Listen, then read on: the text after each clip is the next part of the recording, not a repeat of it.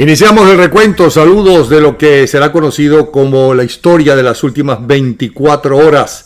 A través de 24 horas por el YouTube Bravo 24, Voz de la Libertad y de la Democracia. Bueno, tenemos que el gobierno de Suecia confirmó que hay reuniones en Estocolmo, así como lo oyen, reuniones entre actores claves para superar la crisis en Venezuela. El jueves, un diplomático europeo, bajo condición de anonimato, había anticipado que en los encuentros participan representantes de las Naciones Unidas, el Vaticano, Cuba y la Unión Europea. Sin embargo, el portavoz de Naciones Unidas, Stephen Dujarric, negó la participación del organismo en dicha reunión. Con respecto a la petición de María Corina Machado y de Antonio Ledesma de que cesen las reuniones en Noruega, Guaidó sostuvo que todos los espacios que aproximen al cese de usurpación, gobierno de transición y elecciones libres son válidos. Le doy la palabra al analista internacional Orlando Goncalves para ver cómo analiza la situación. Adelante. Napoleón, como siempre, un gusto saludarte igual que la audiencia. Bueno, efectivamente, siguen las reuniones, sigue el interés de la comunidad internacional, afortunadamente, por el tema de Venezuela. Y ahora hay una reunión nueva en Suecia, donde varios organismos internacionales, representantes del Grupo de Lima, de la Unión Europea, de los Estados Unidos, se han reunido para debatir las alternativas de Venezuela. Esto ha generado suspicacia en muchos venezolanos que ven esto como un diálogo. Y hay representantes del gobierno de Guaidó que están allí exponiendo lo que se vive en Venezuela. Puede ser, el diálogo ha sido satanizado y con toda razón, porque lo que se hizo en República Dominicana y en los diálogos anteriores en Caracas, donde inclusive hasta el enviado del Papa participó, no llegaron a ningún acuerdo, porque el régimen jugaba a alargar la situación y a tomar oxígeno y un nuevo respiro y a seguir. Ahora, por fin, pareciera que esto, lo que sucedió en Oslo y lo que está sucediendo en Suecia, permite a la comunidad internacional entender a profundidad y a cabalidad la realidad de lo que hay en Venezuela. Una banda criminal que tomó por asalto el Estado venezolano y que las condiciones tienen que darse para una transición. Juan Guaidó ha sido muy claro, la ruta se mantiene, fin de la usurpación, gobierno de transición y elecciones libres. Dice que hoy también aparece que la señora Bachelet por fin viaja la semana entrante a Venezuela, previo a la liberación de los presos políticos por parte del régimen de Nicolás Maduro. Ese es el acuerdo en principio al que ha llegado la gente de derechos humanos de la ONU. Esperemos que el régimen cumpla, pero en todo caso, si no cumplen, una evidencia más de quiénes son. Si cumplen, un avance hacia el fin de la usurpación, y lo de Suecia hay que verlo como lo que es simple y llanamente un grupo de países y organismos internacionales entendiendo qué está sucediendo y avanzando hacia el final de la usurpación. Bueno, Napoleón, nos seguimos viendo. Gracias, Orlando Goncalves. Lo que queremos hacer, repito, en el programa es, este es el titular que todo el mundo le presenta, la noticia que todo el mundo le presenta, pero queremos ir más allá, analizando algunas de las noticias más importantes y que más nos afectan para comprenderlas mejor con analistas de prestigio. Además tenemos invitados especiales, hoy está Vilca Fernández y Nitu Pérez Osuna, entre otros con ustedes. Tenemos un conversatorio, una conversación sobre lo que es el odio que genera toda esta situación y cómo salir del odio, cómo no enfermarse por el odio, con el doctor José Cisneros, entre otros datos que tenemos, momentos que tenemos en el programa. Así estamos iniciando por YouTube Bravo 24 esta historia de las últimas 24 horas. Gracias a Ángela Sago por su libro En nombre de los pobres los multiplican. Gracias a Bernardo Jurado por su libro La fragancia de la rebelión. Gracias a Carlos Rangel por su libro La Venezuela imposible, los tres en Amazon, y ellos colaboran directamente con el programa, al igual que Aptitud Dance Word. Ellos son quienes, podemos decir, presentan el programa 24 horas Bravo 24, Voz de la Libertad y la Democracia. Les saluda Napoleón Bravo, mi Twitter es y mi Instagram @Napoleón Bravo. Además tienen una página para disfrutarla, para salir del estrés en lo posible, etcétera, etcétera, para la nostalgia, que es la www.lomejordenuestravida.com. La producción general de este espacio, quien les habla, Napoleón Bravo. ¿Cuándo habían visto ustedes estos páramos tan solos? Sin gasolina, sin poder llevar la cosecha, para llevar cuántas cosechas no se han perdido ya en este momento. Los mismos agricultores no van a querer sembrar porque para ellos es una pérdida, entonces se imaginará usted qué podrá venir en estos meses venideros. 9 días en una cola, haciendo cola de gasolina para poder ir al campo a trasladar los jóvenes.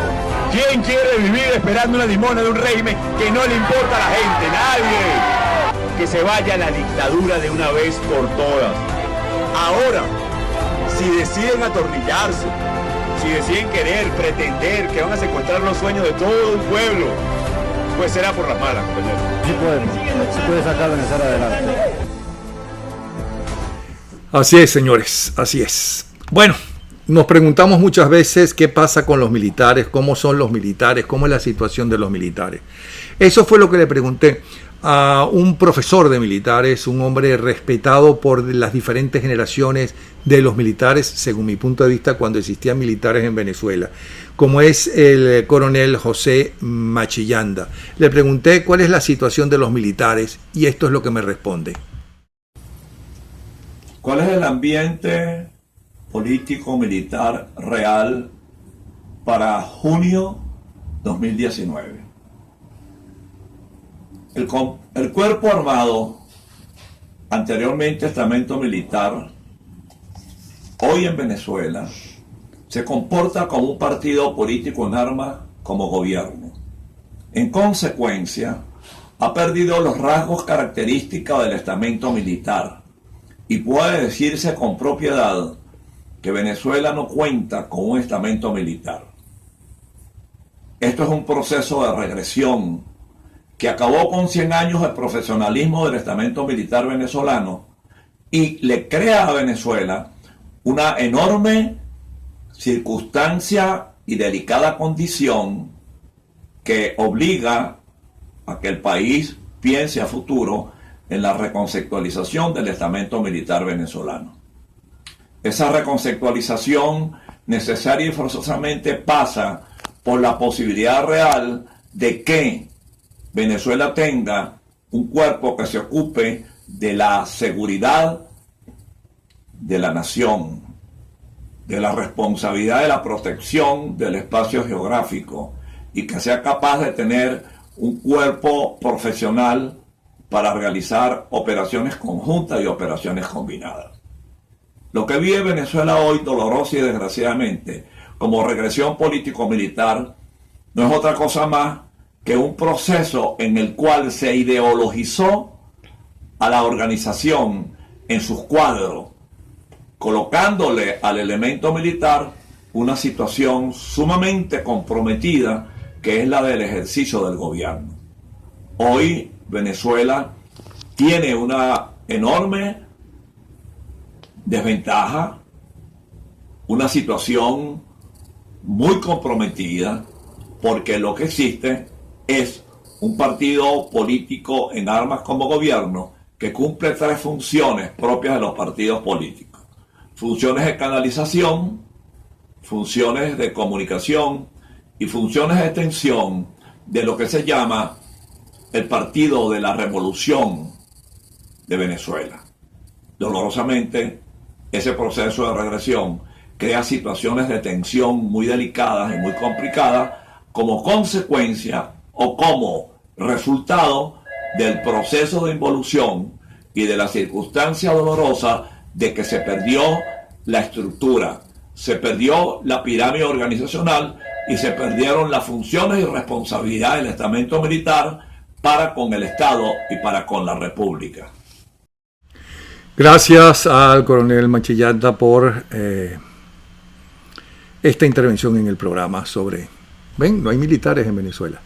Los pocos que quedan están o en el exilio o están presos, en fin. Bueno, y estos son los acontecimientos por los que la historia recordará estas últimas 24 horas. El mundo sigue girando, señores. Y gira, y tenemos las noticias de la Bachelet. Michelle Bachelet viajará a Venezuela para reunirse con Juan Guaidó y Nicolás Maduro. La alta comisionada de las Naciones Unidas para los Derechos Humanos llegará a Caracas el 19 de junio y permanecerá en el país hasta el día 21 de junio.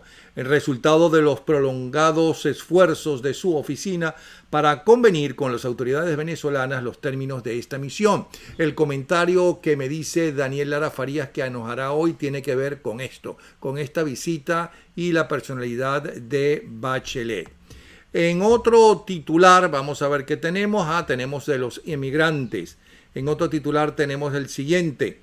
El número de venezolanos que ingresan a Perú por la frontera con Ecuador aumentó a 5.400 por día. 5.400 por día. En otro titular tenemos que la escasez de gasolina en Venezuela desató más de 200 protestas durante el mes de mayo. Entre tanto, más de una docena de extrabajadores petroleros llevan más de 340 horas en huelga de hambre sin obtener respuesta por parte del régimen. La huelga es para exigir el pago de unos pasivos laborales que el régimen les adeuda desde la época de Hugo Chávez. Sobre esta situación es el análisis de Juan Fernández. Adelante. Buenas, Napoleón, y un saludo a la diáspora de nuevo a través del programa.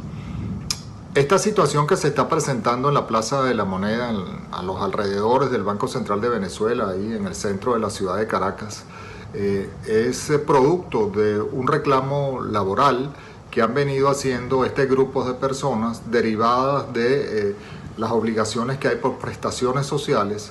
Ellos eran empleados subcontratados de la asociación entre PDVSA y ExxonMobil. Recordemos que el expropiese fue una de las acciones que el difunto tomó continuamente y esta asociación y en particular ExxonMobil fueron sujetos de la misma, y estos trabajadores pues quedaron sin que sus prestaciones fueran canceladas. Ellos han venido haciendo este reclamo a través de los años con las autoridades de Petróleos de Venezuela. Nadie los ha escuchado, incluyendo ahora a este señor, el mayor general Quevedo, según sus declaraciones, y han recurrido entonces a la presión de estar muy cercanos a Miraflores para que el usurpador les conteste y les haga posible que les paguen las obligaciones que tienen con ellos de las prestaciones sociales.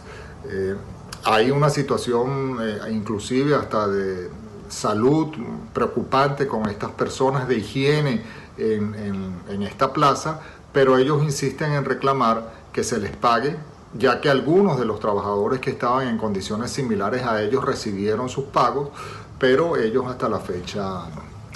Esto yo creo que lo que nos confirma es que para esta supuesta revolución el tema del trabajador, el tema laboral y de las obligaciones es simplemente pura retórica, ¿no? Recordemos que en el caso de la gente del petróleo hay más de 20.000 trabajadores que fueron despedidos injusta e ilegalmente y hasta la fecha no han recibido ni siquiera un centavo de lo que eran sus ahorros propios de las personas, mucho menos de sus prestaciones sociales, y demuestra que a esta gente lo único que le interesa es el control social, lo que les interesa es tener el poder, y la remuneración a los trabajadores es un plato secundario que le dan atención cuando están cercanos a algo que les interesa, pero que a la hora de la verdad poco les importa lo que pase con esta gente, inclusive en estos momentos tan dramáticos que vive Venezuela con relación a la crisis económica y social que vive el país. Me temo que esta gente no va a recibir ningún pago derivado de la situación que reclaman, y veremos a ver en qué termina esta situación tan preocupante y tan lastimosa que está viviendo nuestro país. Gracias, Juan Fernández, hombre de gente de petróleo, economista y quien fuera alto ejecutivo de PDVSA cuando PDVSA era orgullo de Venezuela. Bueno, sigue el mundo girando y hace unas horas se informó el gobierno mexicano lo siguiente: el tráfico ilegal de migrantes centroamericanos que atraviesan México para llegar a Estados Unidos genera, escuchen, genera 6.000 millones de dólares anuales en dinero negro, teniendo en cuenta el dinero que pagan los migrantes entre $3.500 y $7.000 por persona, así como lo yo. Vamos ahora entonces a conocer lo más destacado de la prensa internacional. Tenemos para empezar el New York Times, que afirma: desconfiando tanto de Irán como de Estados Unidos, Europa sugiere máxima moderación. Es el principal titular del New York Times. La historia de Washington de exagerar la información de inteligencia está afectando la percepción de los gobiernos europeos, que desconfían de las opiniones políticas sobre Irán del presidente Trump. Sumado a eso, el operador del buque petrolero afectado en el Golfo de Omán dice que fue golpeado por un objeto volador y no por una mina, como afirman los funcionarios de Donald Trump, que culpan a Irán. Ese es el principal titular del New York Times. Vámonos ahora a el Washington Post. Dice lo siguiente: el jefe de la Comisión Federal de Elecciones advierte, atención, estamos hablando de los Estados Unidos. Un momento, por favor, aquí está la noticia. El jefe de la Comisión Federal de Elecciones advierte que la ayuda extranjera en las campañas no está permitida. No habría pensado que necesitaba decirlo, pero evidentemente sí, declara. Esta aclaratoria en un tuit se produjo luego de que el presidente Trump dijera que no veía nada malo en aceptar información sobre un oponente si un gobierno extranjero se lo ofreciera y que no le comunicaría el hecho al FBI. Así están las cosas. Vámonos ahora a la agencia Reuters, que titula: miles de venezolanos se apresuran a la frontera con Perú con la esperanza de ingresar al país andino antes de que éste imponga estrictos requisitos de inmigración en la medianoche. Y por último, tenemos lo que destaca la agencia Bloomberg. Dice lo siguiente: Twitter, atención, Twitter suspende miles de cuentas involucradas en campañas de influencia respaldadas por los gobiernos de Irán, Rusia, España y Venezuela. Las cuentas, incluidas casi 2.000 nuevas de Irán y 4 que se cree que están vinculadas a la Agencia de Investigaciones de Internet de Rusia, se agregarán al archivo digital de actores malignos establecido el año pasado. 33 cuentas se originan en Venezuela y están enfocadas en la manipulación de plataformas fuera del país. Para eso sí están al día, pero no para la seguridad en las calles, en las casas, no para la salud, no para los hospitales, no para la gasolina, no para la comida, para nada, pero para esto sí. Para la manipulación sí, porque de eso viven exactamente. Bueno, este espacio es presentado gracias a la gente de Aptitude Dancewear en el centro comercial Magnolia Shops en Coral Spring. Vamos a ver qué nos dice una de las agencias perseguidas por el régimen, como es CNN. Bueno, muere el bebé que fue sacado a la fuerza de la madre atacada. De acuerdo con Julie Contreras, portavoz de la familia, el bebé Giovanni Jadiel López falleció el viernes después de que fuera cortado el vientre de su madre en un ataque. Que lo que se está viendo es algo increíble. Vámonos ahora a ver qué nos dice, perdón, a ver qué nos dice otro grupo de noticias perseguido por el régimen. El principal titular de NTN 24, Michelle Bachelet, llegará a Venezuela. El 19 de junio se reunirá con el presidente encargado de Venezuela, Juan Guaidó, y varios diputados ante la Asamblea Nacional. De eso va a hablar, por cierto, Daniel Lara Farías en unos minutos. Otro titular: gobierno de Suecia promueve encuentro para lograr una solución en Venezuela. De eso ya habló hace un momento Orlando Goncalves. También un tercer titular habla o nos afirma que Lilian Tintori pide en España más sanciones contra el régimen de Maduro. Y el cuarto titular: solo el 9% de las donaciones prometidas para la iglesia Notre Dame de París se ha materializado. Solo el 9%. Es decir, decían que iban a dar inclusive a varios millonarios miles de dólares, de euros, ¿no? Y resulta que era para llamar la atención. Bueno, señores, vamos a ver qué nos dice y cuál es el resumen a esta hora desde Caracas de Efraín Cruz. Adelante, Efraín. Un gran saludo para ti, Napoleón, y todas las personas que se conectan a esta hora con nosotros a través del canal Bravo 24 en YouTube. Como siempre, desde Caracas, Efraín Cruz, @babuito en redes sociales, aunque sigamos bloqueados en Twitter por contarles todo lo que ocurre desde Venezuela. Tenemos que comenzar este viernes hablándoles sobre las 15 embarcaciones venezolanas que fueron detenidas llegando a Trinidad y Tobago. Esto porque hoy terminaba el censo de venezolanos en la isla. Esto para darle un estatus legal a las personas que se encuentran allá. Aunque eso ha traído muchísimos problemas dentro de Trinidad y manifestaciones, iban estas 15 embarcaciones provenientes de varios estados, entre ellos el estado Sucre, el estado del Tamacuro, pero fueron detenidos por la Guardia Costera. Según se explica, esto lo contaba el diputado España, están pagando entre 400 o 500 dólares por persona para poder llegar a estas islas. Pero bueno, según se entiende, estas 15 embarcaciones y todas las personas se encuentran detenidas en la isla en Trinidad y Tobago. Otra información importante es que colectivos esta mañana, agredieron a un grupo de mujeres que estaba en la avenida Andrés Bello haciendo manifestaciones por el alto costo de la vida. Además de ellas se quejan que una persona tenga que ganar 30 salarios mínimos para poder cubrir la canasta básica.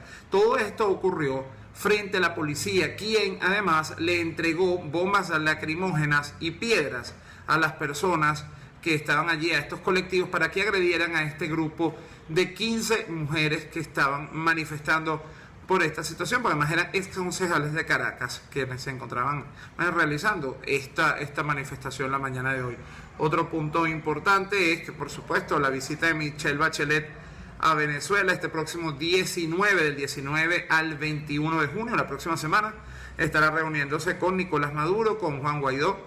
Bueno, y se espera también que se reúna con diversos ministros, con personas de las cárceles, con algunos presos políticos, y esto, bajo la mirada internacional. Y antes de terminar también no podemos dejar de hablar de la falla de ABA, que nuevamente tomó el internet de Venezuela, dejó a Venezuela sin internet. Esta falla de CanTV, donde ya se encuentra recuperada en un 80% en el país y dentro de Caracas en un 52%. Se espera que este sábado se restablezca el servicio de internet en todo el país. Pero bueno, como saben, en Venezuela todo puede cambiar en cualquier momento y ustedes lo van a conocer a través de 24 horas y de mi red social activa, que es @babuito en Instagram. Seguiremos en contacto. Gracias, muchas gracias, Efraín Cruz, excelente periodista, excelente persona, Efraín Cruz Bobuito, así lo llamaban desde pequeño, Bobuito. Bueno, y ya tengo en línea al director de Dollar Today, Gustavo Díaz, para que nos diga cómo está ese Bolívar tan arrechamente soberano como el mismísimo régimen, como el régimen mismo. Adelante, Gustavo. Hola, Napoleón, y saludos a la audiencia de Bravo 24. El dólar cerró este fin de semana y abre este lunes 17 de junio en 6.802,83. Sigue subiendo. El dólar implícito en 45, el dólar Nicón en 6.177,03. El dólar Bitcoin en 7.231,01 y el euro en 7.663,52. ¡Qué barbaridad! Bueno, feliz fin de semana, si eso es posible. Hasta luego. Gustavo Díaz, director de Dollar Today. Les recordamos que lo pueden seguir a través de @Dollar Today. Y vamos a ver qué nos dice a esta hora Daniel Lara Farías. Adelante, Daniel. Saludos, Napoleón, para ti y para toda la audiencia de 24 horas. En especial, un saludo a todos los suscriptores de tu canal Bravo 24. Hay un punto fundamental, Napoleón, a analizar en los días venideros, y es la visita que a Venezuela realizará Michelle Bachelet. Michelle Bachelet, alta comisionada de los derechos humanos de las Naciones Unidas, órgano que debe decirse es feudo de los regímenes izquierdistas del mundo, y por eso es que Michelle Bachelet está allí. Va a hacer una visita a Venezuela luego de que durante muchísimo tiempo se estuviese anunciando que iba a tomar cartas en el asunto. Hay que decir algo fundamental. Hay que decir que de arrancada la visita establece a Nicolás Maduro como presidente y a Juan Guaidó como presidente de la Asamblea, del Parlamento, de la Asamblea Nacional. Partiendo de allí, entonces, la alta comisionada de los derechos humanos, que además anuncia que va a reunirse con víctimas de violaciones de los derechos humanos, nos establece las cosas como van a ocurrir.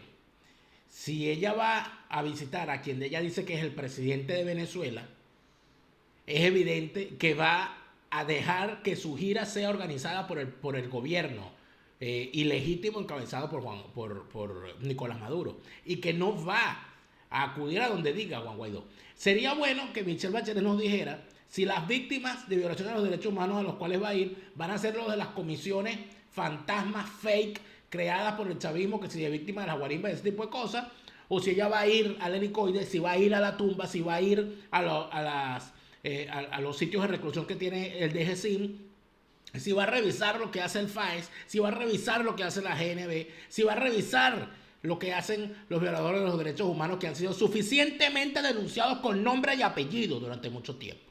Yo creo que de Michelle Bachelet lo que hay que decir en este momento es que el mundo la está viendo, pero los venezolanos tenemos que vigilar muy bien lo que haga, porque de lo que ocurra en esta visita dependerá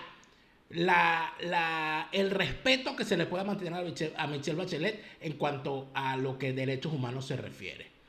Yo prefiero esperar, pero de arrancada va mal, porque reconocer a Nicolás Maduro ya es avalar a un violador de los derechos humanos. Así que esperemos para ver por dónde termina de ir la señora Bachelet. Todo por hoy, Napoleón. Saludos para ti y para toda tu audiencia. Gracias, Daniel Lara Farías, y hasta mañana, que estará nuevamente Daniel Lara Farías con nosotros. Va a hablar de la emigración venezolana, tengo entendido. Bueno, señores, vamos a continuar entonces con la historia de las últimas 24 horas, antes de escuchar a Nitu Pérez Osuna, a Vilca Fernández, a José Cisneros y a La Huica.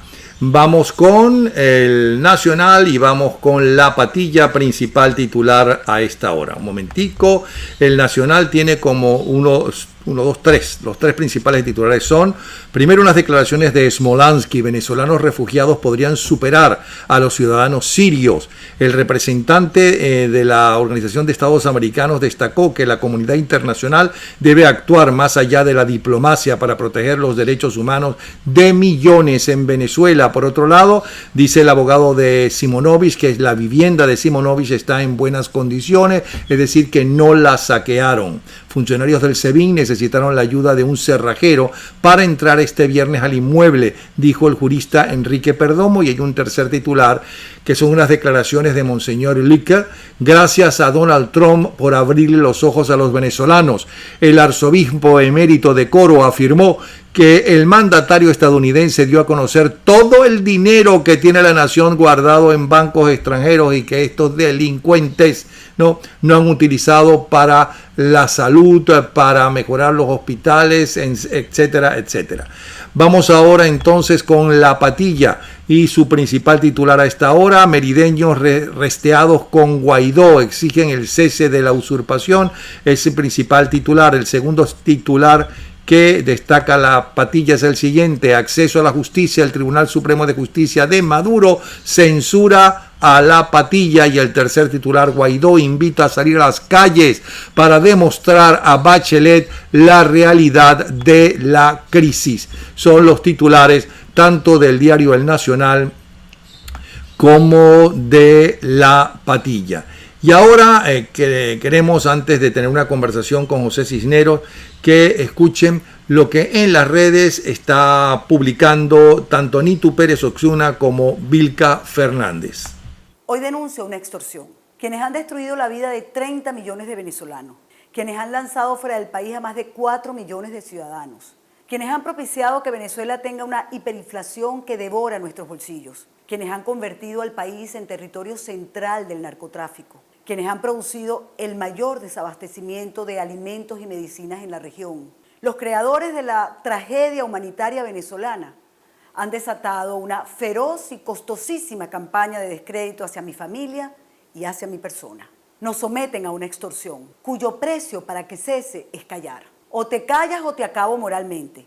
y hasta afirman tener los cuchillos afilados. ¿Qué quieren que calle? Pretenden que deje de exigir una explicación del pacto del 30 de abril, donde se fraguó la conjura de los testaferros para hacerse del poder y con él ganar impunidad. Una conjura donde la bisagra entre el régimen y un sector de la oposición era el señor Raúl Gorrín y su banda. Quieren que deje de exigir una declaratoria del por qué un sector de la oposición pretendió que ese día se instalara en Venezuela un gobierno de cohabitación con quienes nos han arruinado, separados de las familias, encarcelados, torturados y apresados a tantos y tantos venezolanos.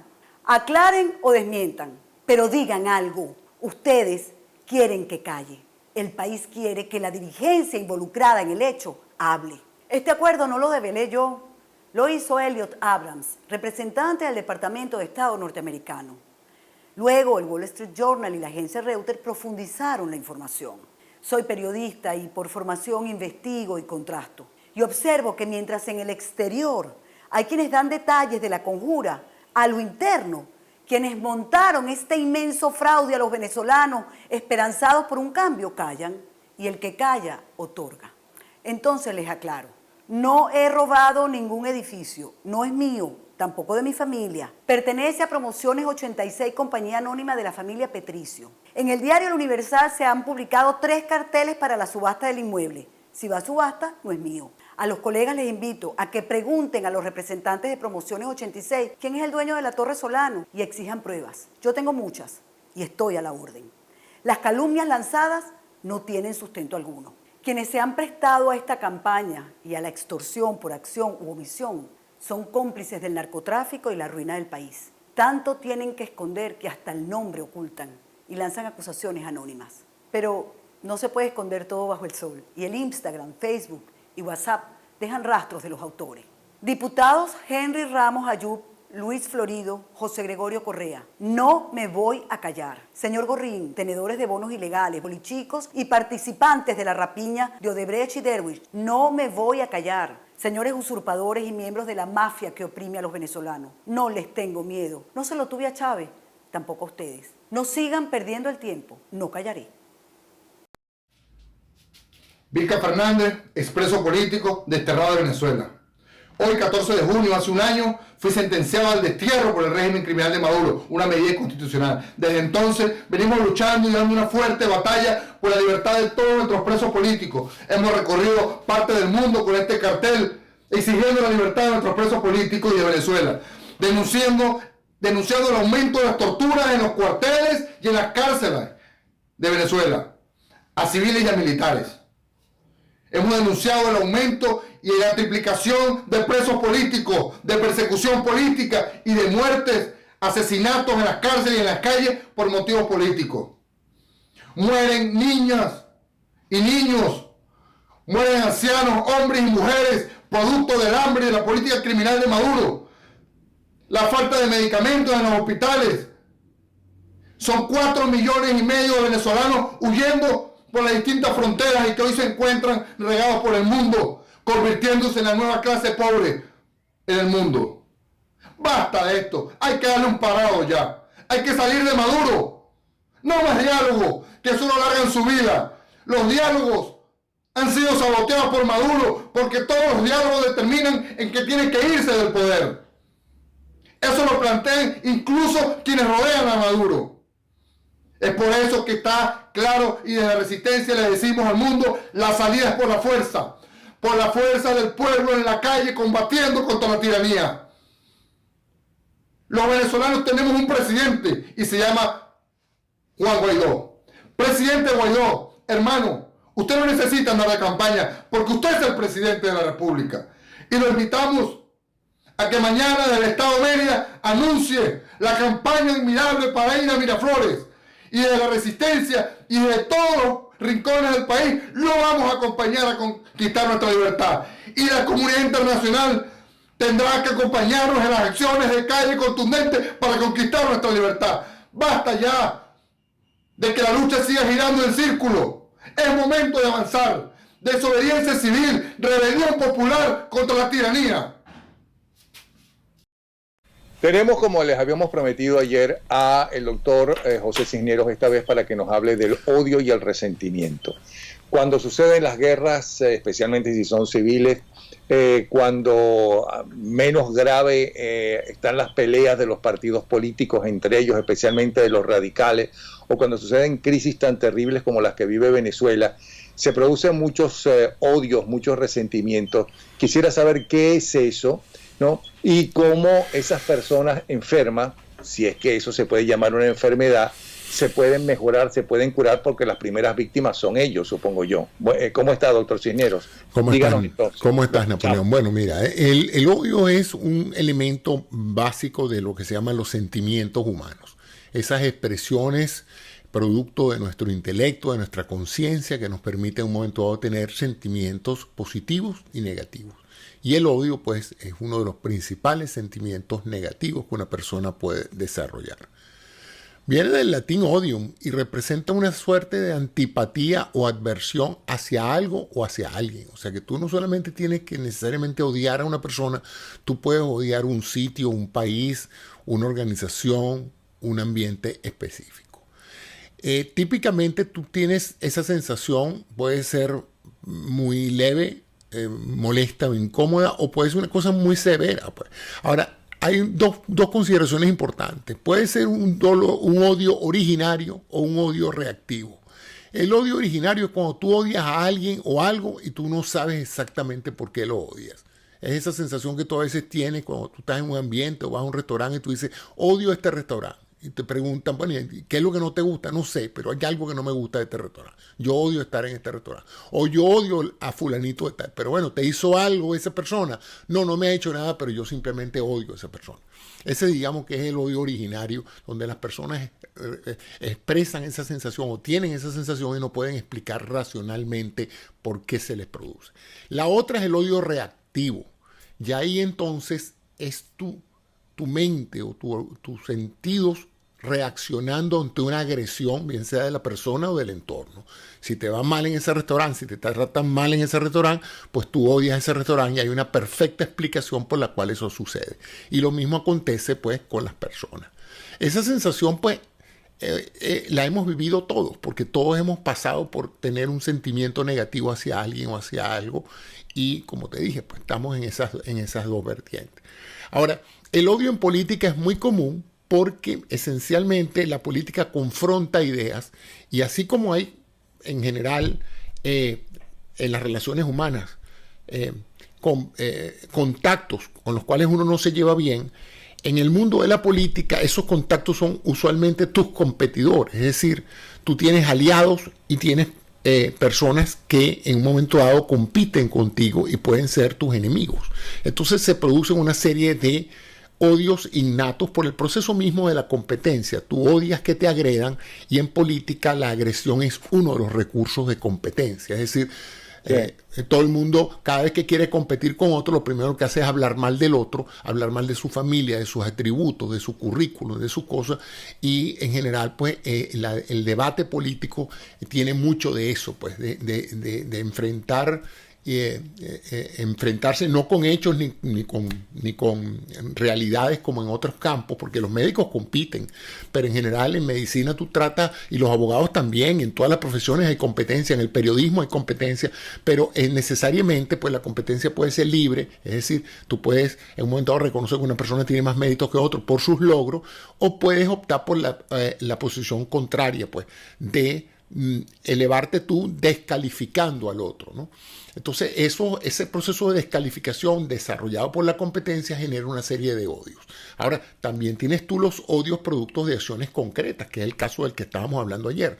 Personas en un momento dado que les han hecho daño a su familia, a sus intereses económicos. Fíjate ahorita hay mucho odio en Venezuela porque hay toda una clase social que ha sido desposeída de sus propiedades, de su libertad, ha sido obligada a emigrar, ha sido obligada a alejarse de sus seres queridos, se le ha dificultado el acceso a la educación, a la salud, a la electricidad, a la comida. Entonces obviamente eso genera un odio reactivo, ¿ok?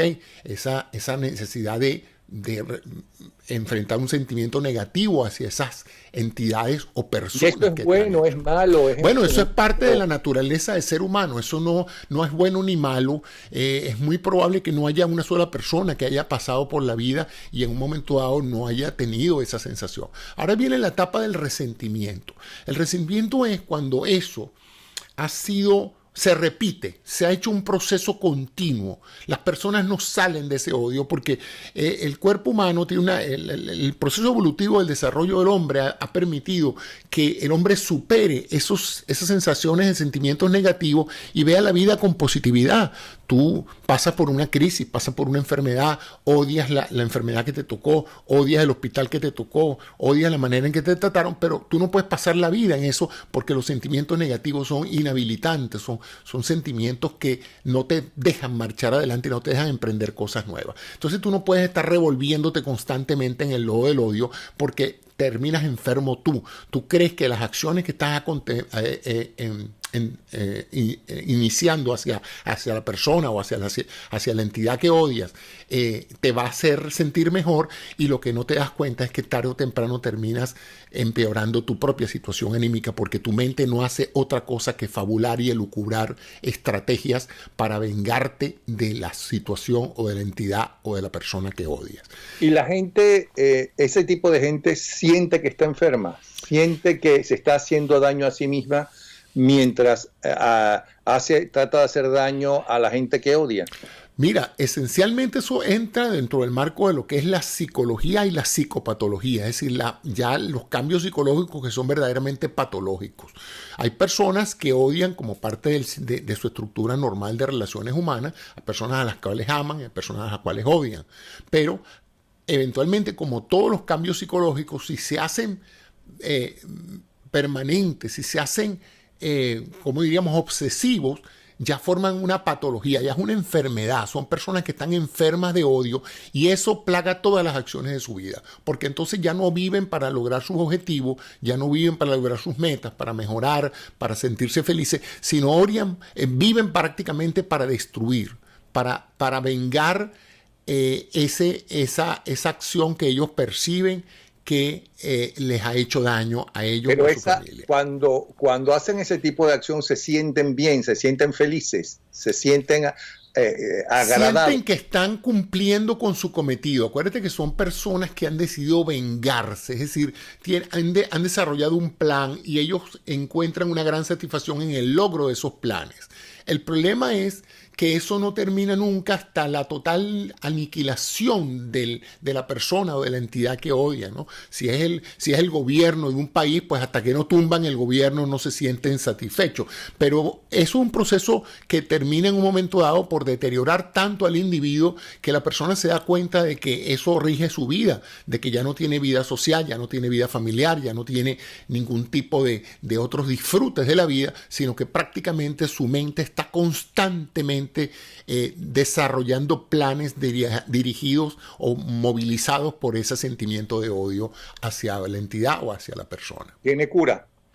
Sí, si tiene cura, se necesita terapia, se necesita que la persona vaya y busque un profesional que le explique, que racionalice, que evalúe primero si es un proceso psicológico enteramente o si es un proceso psiquiátrico, porque tenemos entonces las dos vertientes, ¿no?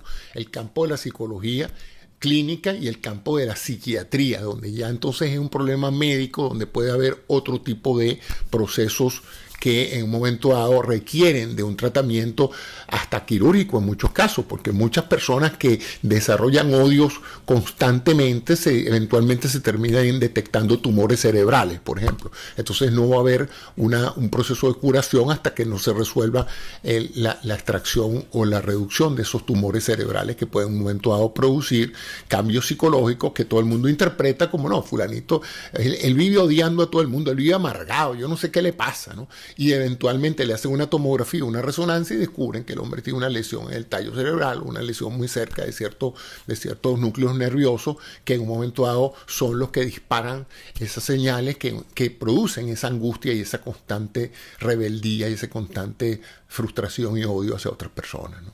Eso es el caso de los hermanitos Rodríguez. Bueno, muchísimas gracias, doctor Cisneros. ¿Sí? Gracias. Bueno, pero el odio es un gran motivador.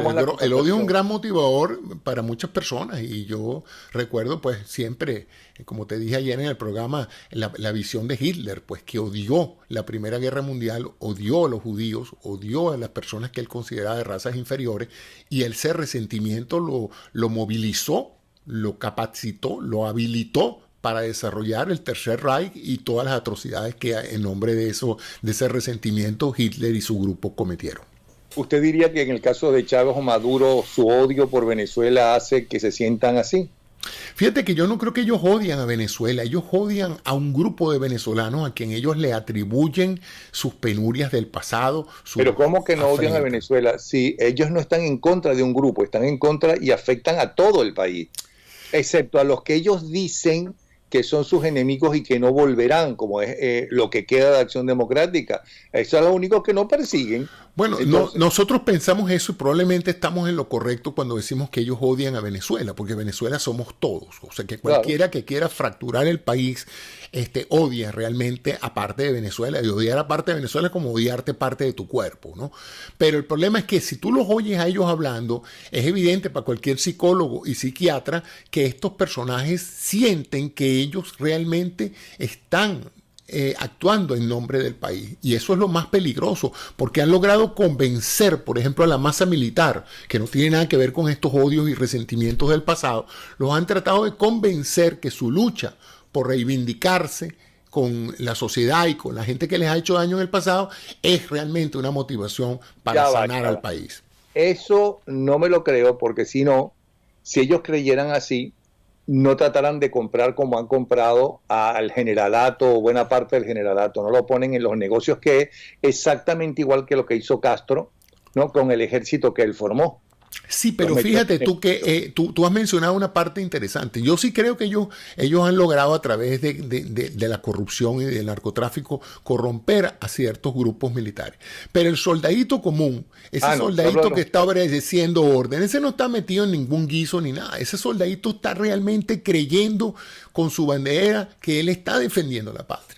Y está defendiendo los intereses mezquinos de un grupo, pero en la óptica de él, bueno, es lo mismo que te decía, y por eso me gusta mucho la analogía con la Alemania nazi. La gran mayoría de los soldados alemanes no pensaban que estaban actuando por resentimiento al pueblo judío y a los pueblos vecinos. Sencillamente estaban defendiendo la madre patria de Alemania. Y este señor agarró y logró convencer a la inmensa mayoría de los alemanes que su lucha, que era una lucha de resentimiento hacia el pueblo judío y hacia cualquier otra raza que se le pareciera, era realmente la causa noble de Alemania. Y fíjate, logró que millones de alemanes perdieron su vida, no defendiendo el resentimiento, ni odiando a nadie, simplemente cumpliendo con su deber patriota de defender a Alemania. Bueno, pues muchísimas gracias, doctor Cisneros. A ver si mañana continuamos la conversación. Gracias. Hasta luego. El doctor José Cisneros. Y ahora, señores, prepárense porque ahí viene. Ahí viene. No vuela como Mary Poppins, aunque está en Orlando con un paraguas. No. Ella es una auténtica bruja moderna. Su escoba es realmente electrónica. Aquí está Virginia Escobar, la Wicca. Adelante.